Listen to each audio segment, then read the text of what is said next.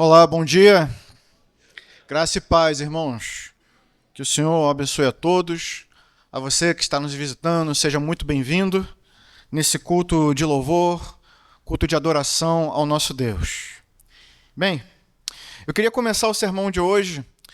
Hoje nós vamos sair um pouco do nosso costume. Hoje nós não vamos seguir com a nossa série de pregações no exílio, onde temos tratado sobre esse manual de sobrevivência, né? Nós temos olhado ali para o livro de Jeremias, para o livro de Ezequiel, e temos buscado encontrar ali fonte de encorajamento, a fim de que nós, que estamos vivendo também no nosso próprio cativeiro, que ainda não chegamos na nossa tão esperada terra prometida, nós buscamos encorajamento na palavra de Deus. Hoje não será diferente. Mas hoje nós iremos olhar para a carta de Paulo aos Filipenses, em busca também desse encorajamento tão necessário nos dias em que nós vivemos. Então eu queria começar o sermão de hoje fazendo uma pergunta, e eu solicito que você faça uma sincera reflexão a esse respeito. Você já se sentiu sobrecarregado por preocupações? Eu acho que essa é uma resposta fácil. A verdade é que, de acordo com a Organização Mundial da Saúde, milhares, não são poucos, mas milhares de pessoas ao redor do mundo estão sofrendo com problemas como ansiedade, como depressão e muitos outros problemas de ordem emocional, diante dos problemas que têm enfrentado. A ansiedade e a depressão são desafios que afetam milhões de brasileiros. E, infelizmente, muitos cristãos também têm perdido a esperança de encontrar verdadeira paz e verdadeira alegria diante das adversidades que têm enfrentado. Por isso, hoje, eu queria te pedir que você abra sua Bíblia na carta de Paulo aos Filipenses, capítulo de número 4, a fim de que juntos nós possamos enxergar as orientações e também uma grande promessa de Deus ao seu povo. Promessa de alegria plena, promessa de paz na mente e no coração. Filipenses 4,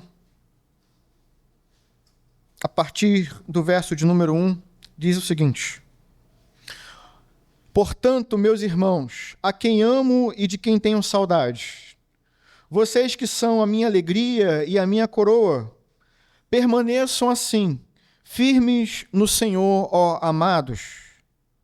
O que eu rogo a Evode e também a Sintique é que vivam em harmonia no Senhor.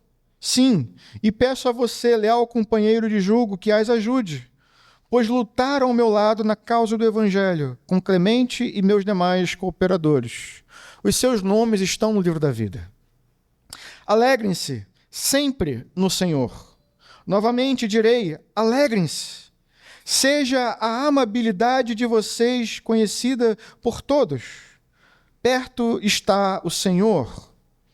Não andem ansiosos por coisa alguma, mas em tudo, pela oração e súplicas e, com ações de graças, apresentem seus pedidos a Deus. E a paz de Deus, que excede todo entendimento, guardará o coração e a mente de vocês em Cristo Jesus.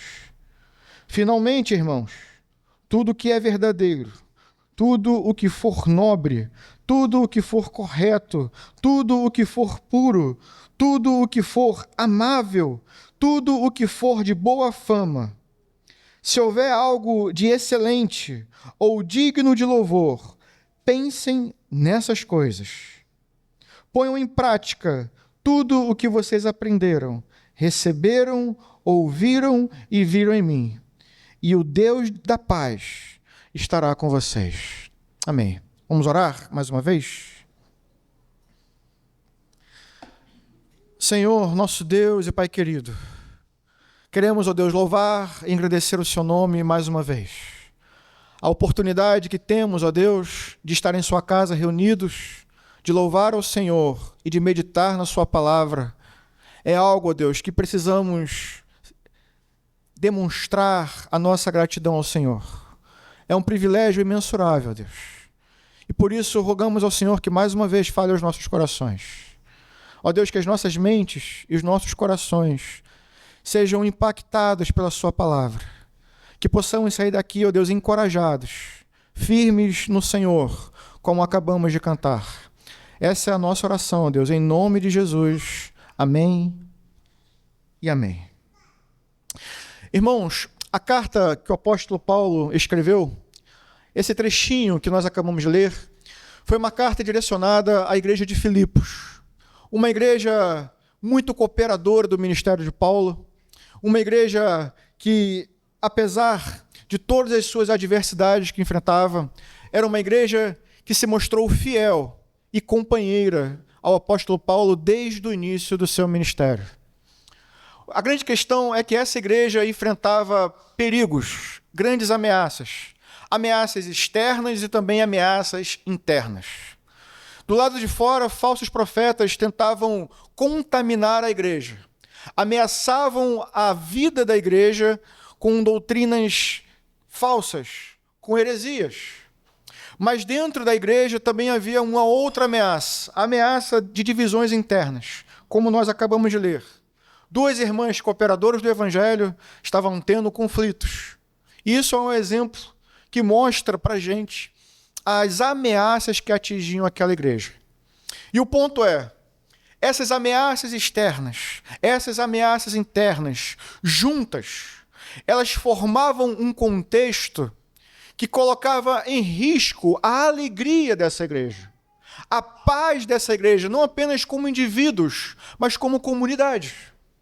Então, depois de apresentar e fundamentar e encorajar os seus irmãos, aqui no último capítulo dessa carta, Paulo exorta esses irmãos a buscarem uma alegria e uma paz verdadeira.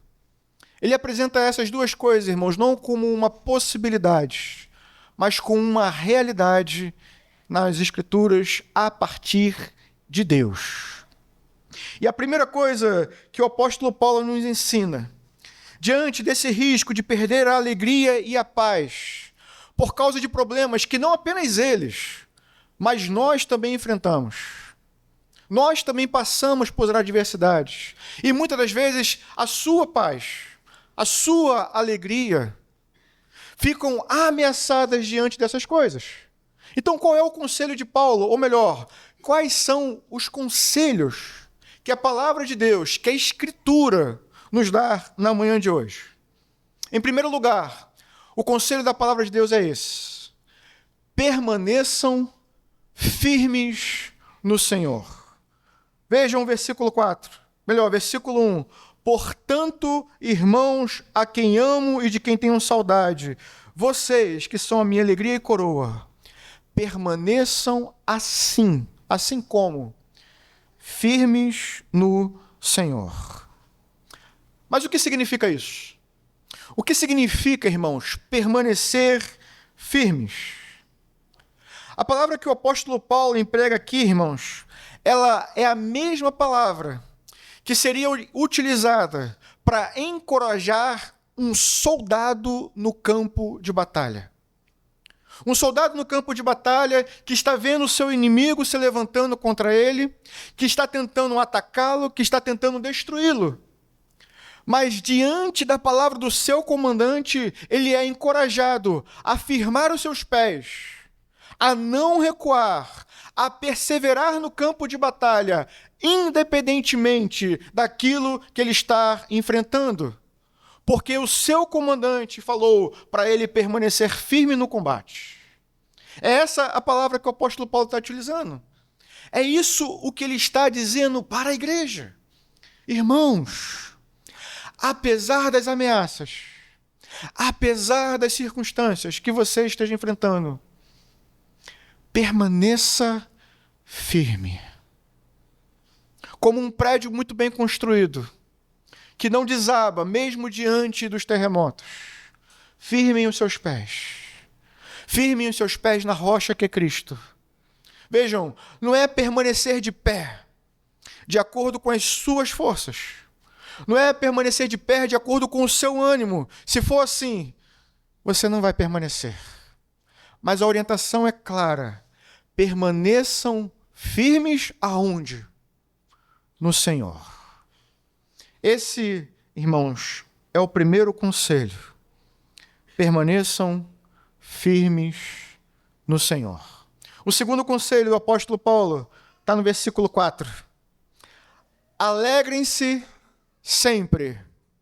Mais uma vez. Alegrem-se sempre no Senhor. Não apenas permaneçam firmes na batalha, mas ele também nos dá uma ordem, irmãos. Alegrem-se, ele diz, sempre.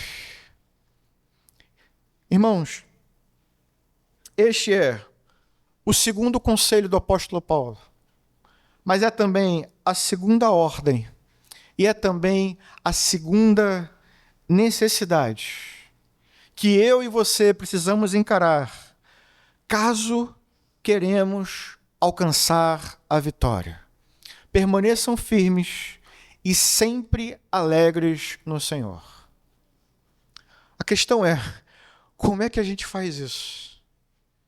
Como permanecer firmes e alegres sempre? Se estamos sujeitos a problemas, se estamos sujeitos a circunstâncias que tentam minar a nossa alegria, roubar a nossa paz, tirar de você a sua esperança. Como permanecer sempre, irmãos, alegre?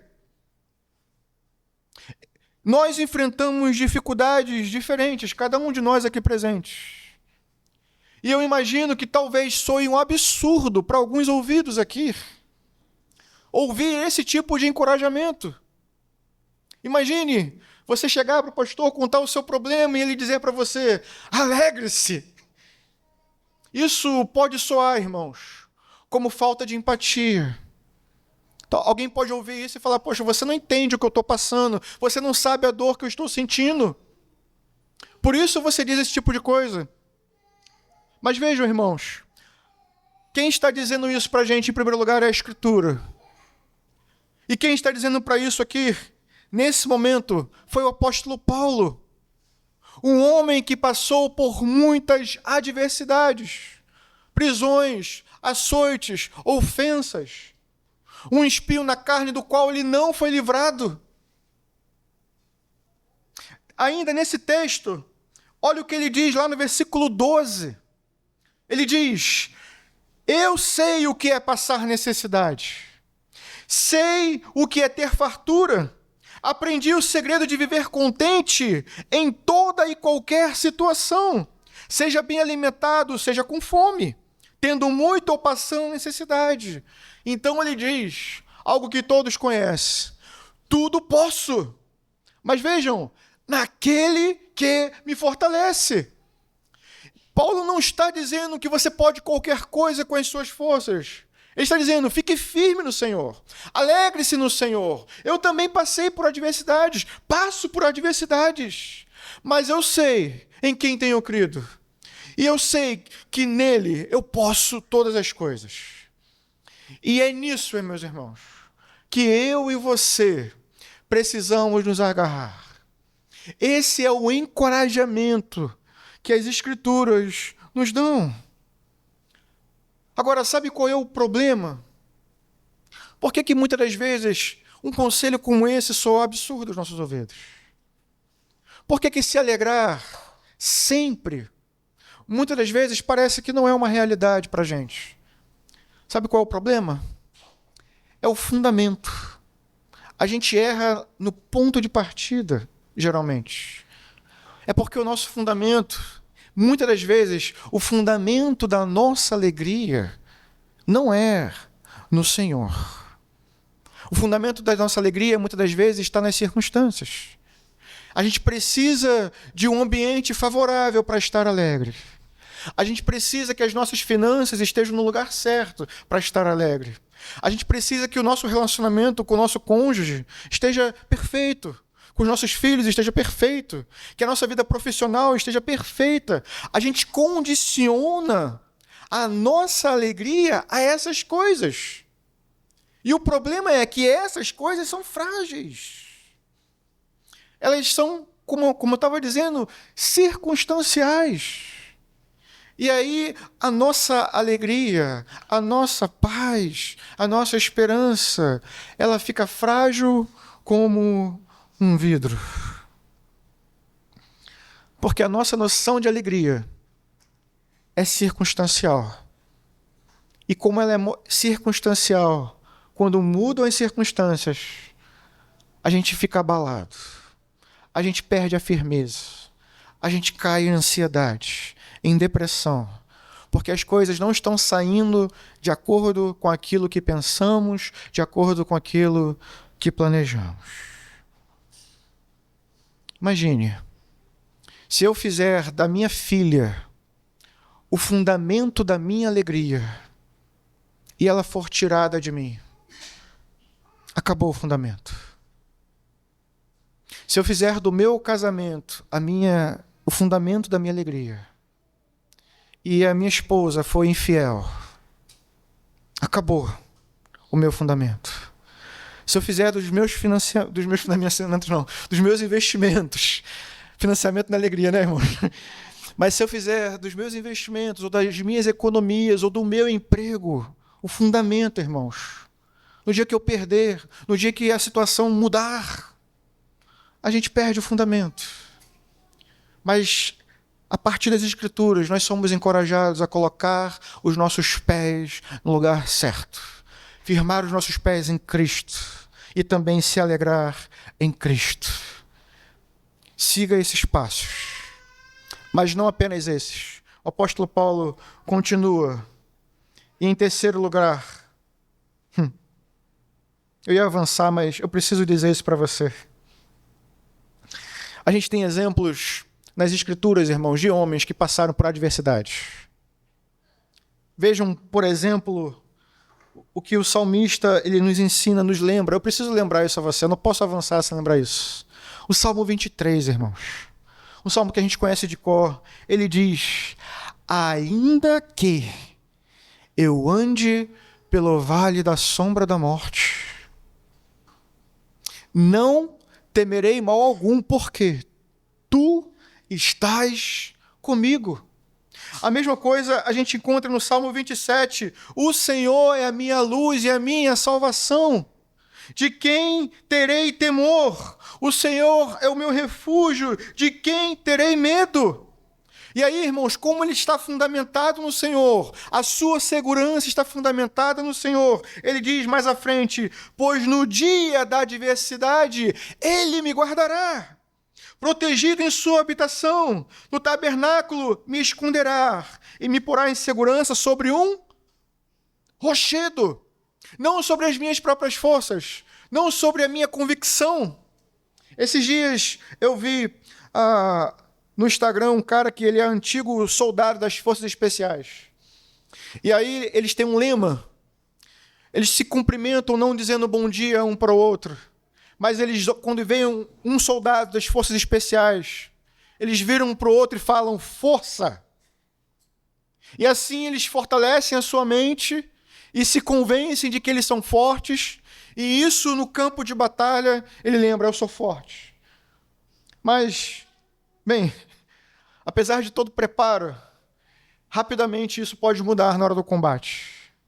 Eu não quero encorajar você a olhar para a sua força, mas olhar para aquele que de geração em geração tem sido um Deus todo-poderoso, um Deus imutável, um Deus que nunca decepcionou o seu povo, um Deus em que você pode depositar a sua confiança, uma confiança inabalável, e a sua esperança não será frustrada.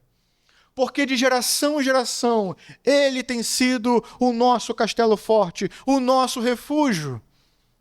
Eu vejo o salmista Davi, lá no Salmo 3, irmãos. Se tem uma coisa que tira o sono de muitos, é as preocupações, a adversidade. E aí vejam, salmista Davi, cercado por inimigos. Milhares me cercam, ele diz. Estou cercado por todos os lados. E aí ele diz uma coisa chocante, ele diz: deito-me e pego no sono. Acordo, porque o Senhor me sustenta. Do Senhor é a salvação e sobre o seu povo está a tua bênção. Você precisa se lembrar disso. Você precisa se agarrar a isso. Estou cercado por muitos problemas. Estou cercado por muitas adversidades. Essa circunstância tem tirado a minha paz e o meu sono. Lembre-se de fazer do Senhor o seu refúgio, a sua segurança. E você vai poder sim, meu irmão, deitar e dormir em paz. Porque essa é a promessa que o Senhor nos faz. No versículo 3, tem ainda uma outra coisa que você precisa saber. Versículo 5. O conselho para o Senhor é: fique firme no Senhor. Alegre-se sempre no Senhor. E em terceiro lugar, lembre-se, preste atenção, lembre-se que o Senhor está perto. Esse é o terceiro conselho que ele dá. Seja a amabilidade de vocês conhecida por todos.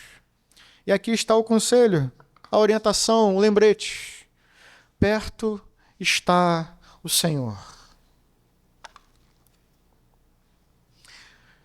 É interessante que o apóstolo Paulo fale sobre relacionamento aqui. A gente sabe que, às vezes, quando a gente está sobre muita pressão,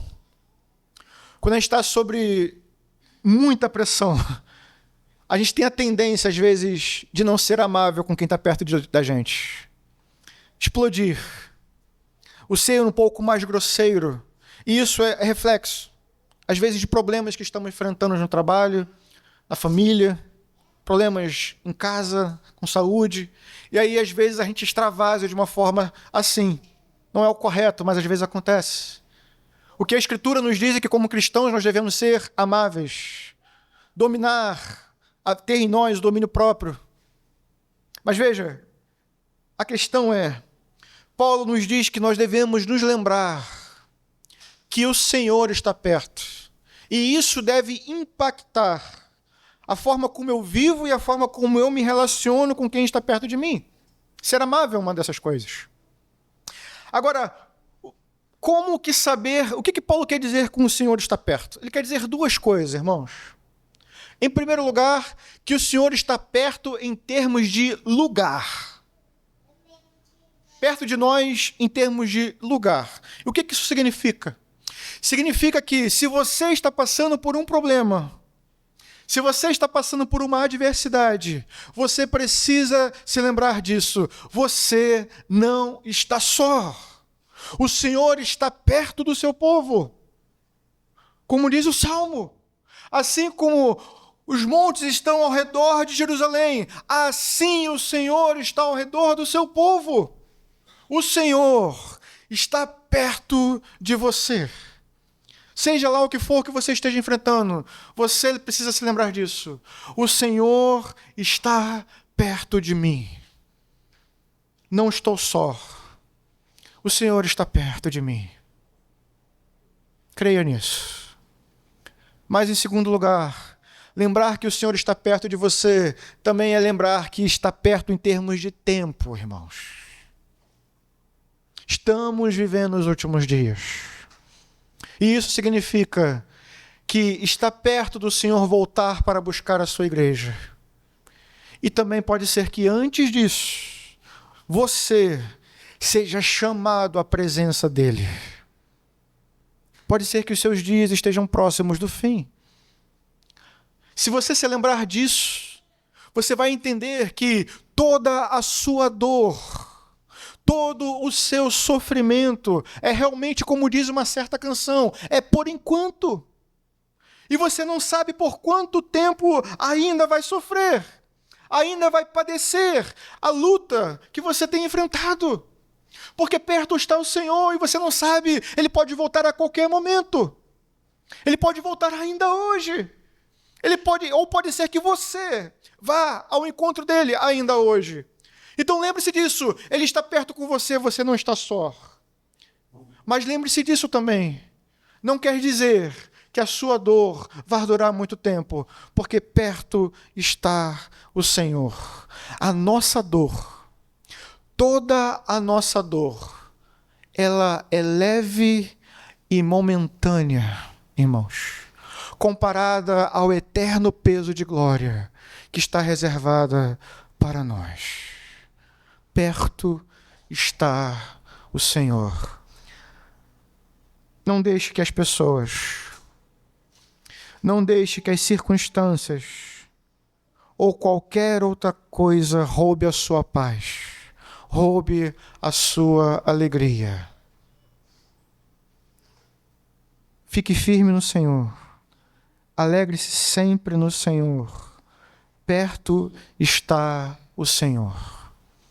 E em quarto lugar, lembre-se, apresente tudo ao Senhor. Me acompanhe no verso de número 6.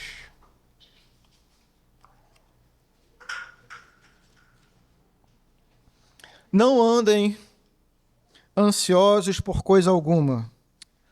Vamos ler juntos? Versículo 6. Não andem ansiosos por coisa alguma, mas em tudo, pela oração e súplicas, e com ações de graças, apresentem seus pedidos a Deus. Irmãos, uma pessoa ansiosa geralmente sofre com uma angústia muito severa. A ansiedade, ela é como uma força que puxa a gente em uma direção aonde a gente não quer seguir. As nossas esperanças, elas puxam a gente em uma direção. A nossa ansiedade puxa a gente em outra direção. E isso, irmãos, é algo que fragmenta a nossa alma. É isso que nos rasga por dentro. Porque a gente quer olhar para a nossa esperança, para aquilo que nos dá alegria, que nos faz perseverar. Mas porque estamos ansiosos, desviamos o nosso olhar daquilo que pode nos dar esperança. Deixamos de olhar para o Deus que está assentado acima do trono. Melhor, para o Deus que está assentado no trono, acima das circunstâncias.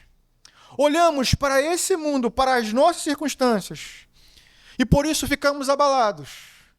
Por isso ficamos entristecidos, ansiosos, deprimidos. E essa, meus irmãos, é uma luta brutal. E é uma luta que rouba as nossas energias. E é uma luta injusta. Eu explico por quê. A pessoa ansiosa, ela começa a lutar com um problema futuro, que ela sequer sabe se vai se tornar realidade. A gente olha, a gente vê uma possibilidade e a gente já começa a travar uma luta emocional. E se isso acontecer? E se as coisas não acontecerem como eu estou planejando? E se Deus não me livrar? E começamos a gastar as nossas energias, quando a luta ainda não começou, se é que ela vai acontecer. E aí o problema é que quando o problema acontece, se ele acontece, você já entra na batalha no 12º round, cansado, com as forças esgotadas. Não é assim. Imagine uma luta dessa forma. Em vez de um aquecimento, o cidadão já está lutando. Quando a luta começa, não tem mais forças, não tem mais energia. É assim que muitos de vocês estão lutando, com preocupações, com medos, olhando para coisas que ainda não são realidade. E se? E se? Não, meu irmão. Comece lembrando dos fundamentos. Em primeiro lugar, firme-se no Senhor. Alegre-se no Senhor.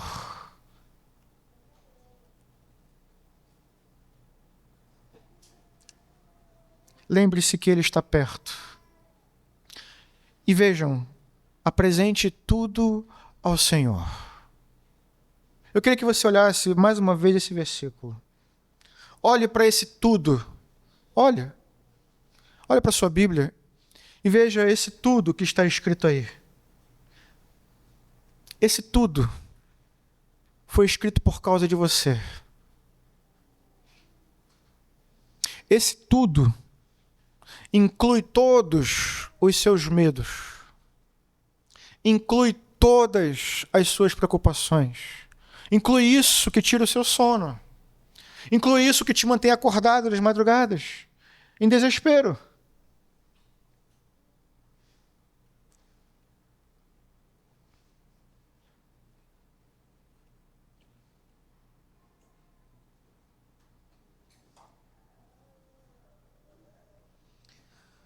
Foi pensando na sua realidade que o Espírito Santo inspirou o apóstolo Paulo a escrever essas palavras para que você hoje estivesse lendo e cresce de uma vez por todas que as suas preocupações já foram contempladas por Ele, por Deus, um Deus onisciente, um Deus soberano, que conhece cada uma das suas necessidades, cada um dos seus medos. A Escritura diz isso, que Deus age em todas as coisas, que todas as coisas cooperam para o bem daqueles que são chamados segundo os propósitos de Deus. Ora, se você é um filho de Deus, você precisa crer nisso. Todas as coisas cooperam para o meu bem. Então, vejam, irmãos, eu não sei o que vai me acontecer amanhã, mas eu preciso crer. E eu creio pelas Escrituras que Ele é soberano. Ele não perdeu o controle. Ele está sentado no trono, mesmo quando o mundo está em caos. Mesmo quando a minha vida está fora de controle. Para mim, mas não para Ele. Porque a minha vida foi escrita por Ele, é guiada por Ele. Eu tenho esperança. Eu levanto todas as manhãs com essa convicção. Estou firme no Senhor. Vou me alegrar no Senhor. O Senhor está perto de mim. E o que eu vou fazer é apresentar a Ele tudo o que me dá medo, tudo o que tenta roubar a minha paz, a minha alegria, a minha esperança. Porque essa palavra foi escrita para mim. Foi escrita para você. Então creia nisso. Olhe para esse tudo e creia. Seja encorajado a orar, a suplicar e dar ações de graças a Deus, ainda hoje. William Hendrickson diz o seguinte: oração sem ação de graças, preste atenção nisso, oração sem ação de graças é como um pássaro sem asas. Não pode subir ao céu, tampouco pode ter aceitação de Deus.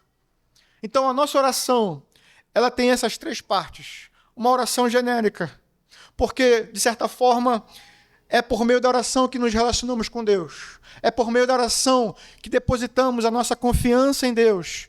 É por meio da oração que eu e você somos coparticipantes da obra de Deus. Em segundo lugar, é por meio da oração que nós pedimos aquilo que precisamos a Deus. E como foi dito recentemente, Ele é como um pai.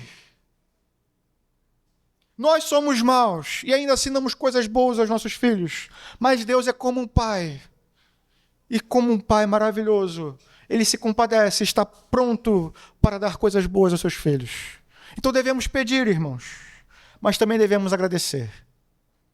Agora eu te pergunto, como é que a gente agradece por uma coisa que a gente não recebeu ainda?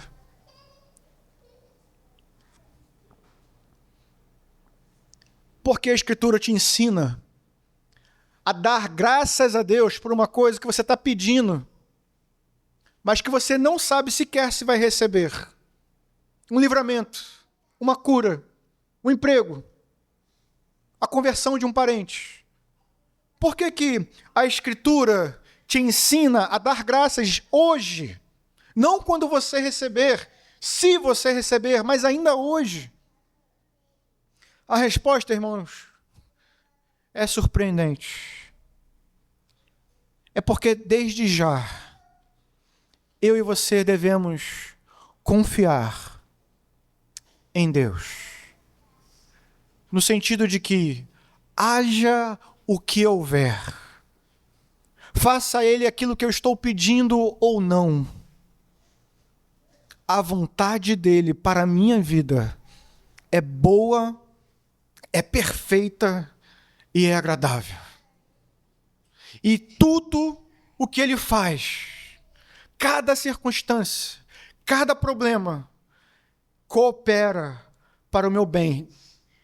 Coopera para que naquele grande dia eu seja apresentado diante dele com uma noiva pura e imaculada, como parte de uma igreja resgatada pelo Senhor. Como diziam os puritanos, irmãos, se um problema te faz se colocar de joelhos, já fez muito mais bem do que mal. Então lembre-se disso. Ainda que as coisas não aconteçam de acordo com o seu desejo, estão acontecendo de acordo com a vontade de Deus, e ela é boa, perfeita e agradável. Agarre-se nisso, firme-se nisso, alegre-se nisso, e siga em frente no combate. Não retroceda, alegre-se no Senhor. Essa é a orientação que as Escrituras nos dão. E crendo nisso, desde já, diga: obrigado, Senhor, porque eu sei que tu tens cuidado de mim. Não irás me abandonar. Firme nessa promessa, nós seguimos em frente no combate. Mas e vejam, irmãos, não se escandalize com o que eu vou dizer agora. Espere o sermão terminar. Mas vejam, não é somente orar. Vou repetir. Não é somente orar. A oração do justo pode muito em seus efeitos, amém? Mas a Escritura, ela mostra outra coisa. É orar, é meditar e é agir. Olha o que o apóstolo Paulo nos diz no versículo seguinte, versículo 8.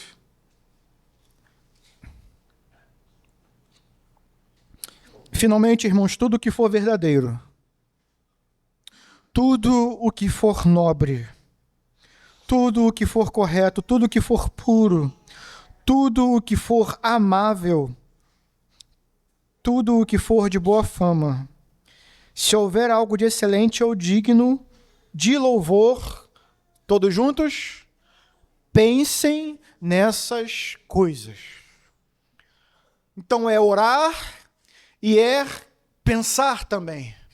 É orar e é refletir, meditar, não como budista, mas refletir e meditar como um cristão, enchendo a sua mente com essas coisas, coisas justas, coisas boas, coisas agradáveis, coisas amáveis. Mas, infelizmente, a gente ocupa a nossa mente com coisas que não são bem assim.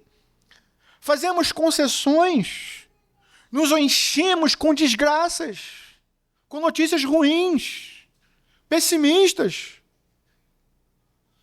Vejam, eu não estou falando de ter pensamento positivo, não é isso. Mas como você vai trazer à memória o que pode te dar esperança, se você só enche a sua mente com coisas desse tipo, coisas ruins, que não são justas, que não são amáveis, que não são dignas? Acorda de manhã, tem gente que já acorda de manhã e já enche a mente com notícias e tragédias. Já liga no noticiário, nem ora. Já começou o combate sem se aquecer. Coisas que estão acontecendo do outro lado do mundo.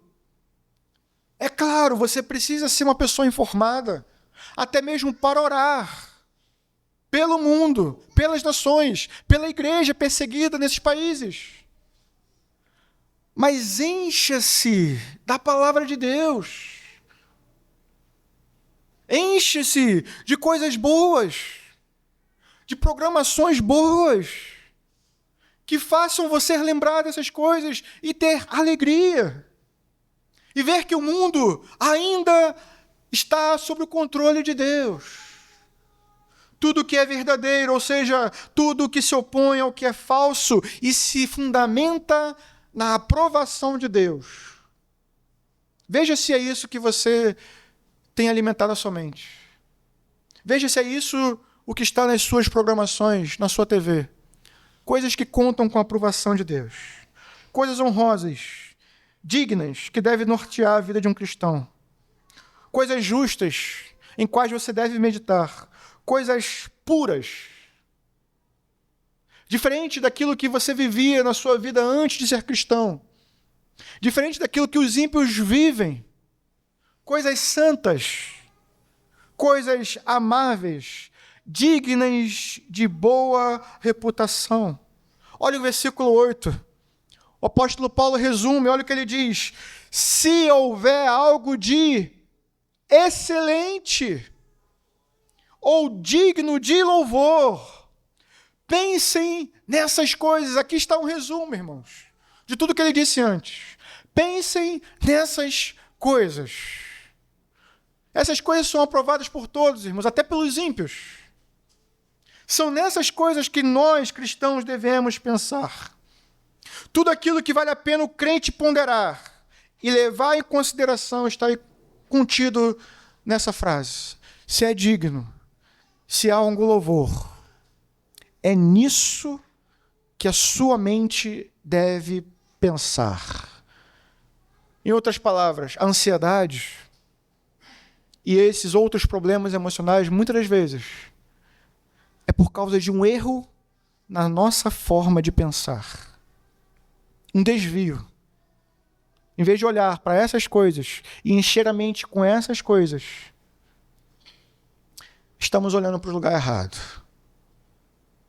Deixamos de olhar para o nosso comandante invicto e olhamos para o inimigo. Deixamos de olhar para a força que vem dele e olhamos para a força do inimigo. Nos aliamos a ele e queremos prevalecer sobre ele. Não tem como. Enche a sua mente com essas coisas e finalmente haja. Orar, pensar e agir. Olha o que ele diz no verso 9. Em último lugar, ponham em prática tudo o que vocês aprenderam, receberam, ouviram e viram em mim. O apóstolo Paulo está falando para uma igreja que ele pastoreou, irmãos, que ele cuidou. Mas todos os outros apóstolos, eles davam as mesmas orientações que vêm do próprio Cristo e da própria palavra de Cristo. Portanto, eu e você também somos chamados a imitar a conduta de homens como esses. Eu preciso lembrar, Paulo estava preso. Paulo estava preso quando escreveu essas coisas. E ele está dizendo, fiquem firmes, alegrem-se. Perto está o Senhor. Como que a gente vai ter forças, irmãos, para encorajar outros, se a nossa mente está cheia de coisas ruins? Se os nossos pés não estão firmes na rocha? Se a nossa alegria está fundamentada em outras coisas que não é o Senhor? Então nós precisamos firmar os nossos pés no Senhor, se alegrar no Senhor, saber que o Senhor está perto de nós, apresentar a Ele todas as nossas preocupações, meditar na palavra do Senhor e agir. Isso significa lutar contra essas coisas que não são justas, não são puras, não são amáveis, não são dignas de louvor. Não se alie, não faça aliança com o seu inimigo. Não faça aliança com aquele que quer destruir a sua alma. Lute contra. Enche-se de Deus. Enche-se da palavra de Deus. Relacione-se com irmãos de fé, que na sua luta podem te encorajar. a olhar para Ele e confiar nele, o Senhor, nosso Deus, nosso refúgio, nossa fortaleza, nosso socorro bem presente na hora da angústia. Para Ele você deve olhar. E para os seus irmãos, que também estão passando por lutas e adversidades, mas estão firmes no combate. Às vezes a gente quer parar de correr, mas a gente olha para o lado e vê o irmão correndo junto. A gente fala, eu vou com ele.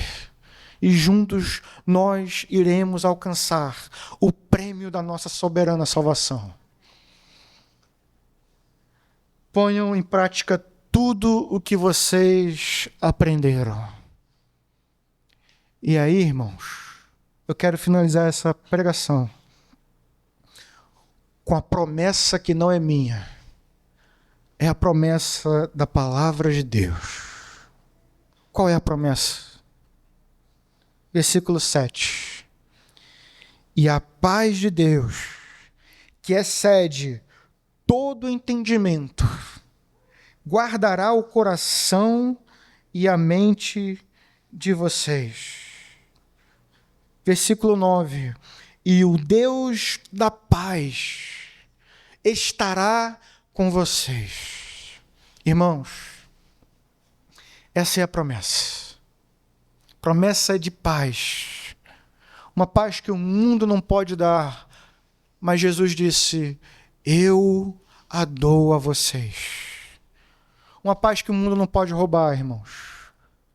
A palavra que Paulo usa aqui, para falar que ela guardará o seu coração e a sua mente, é comparada a um sentinela. Paulo diz que a paz de Deus é como um soldado ao redor da sua mente, ao redor do seu coração, e protege você, impede com que você seja atingido pelos dardos inflamados do inimigo. Guarda a sua mente, um sentinela enviado por Deus, guarda o seu coração. Mas lembre-se, você precisa estar firme nele, alegre nele, crendo nele, enchendo a sua mente com a palavra dele, a fim de que essas coisas não encham a sua mente, não cresçam no seu coração. E aí sim, irmãos, a promessa se cumpre. A paz de Deus protegerá sua mente e o seu coração. Crê nisso? Coloque em prática. Coloque em prática. Como um bom soldado de Cristo. Coloque em prática. E a paz de Deus protegerá a sua mente e o seu coração. E não apenas isso. O próprio Deus, o Deus da paz, diz o texto, estará com você. Creia nisso. Essa é uma promessa maravilhosa. Agarre-se nela. Entregue tudo na mão de Deus. Firme a sua posição, até que por meio da oração a paz de Deus domine sobre a sua vida. Fique firme. Vire para o irmão que está do seu lado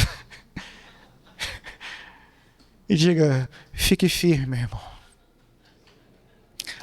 Alegre-se sempre no Senhor. O Senhor está perto de você. Entregue tudo na mão dele. Encha-se de coisas boas e agradáveis. E a promessa vai se cumprir. Amém? Vamos orar. Pastor Miguel vai voltar em breve.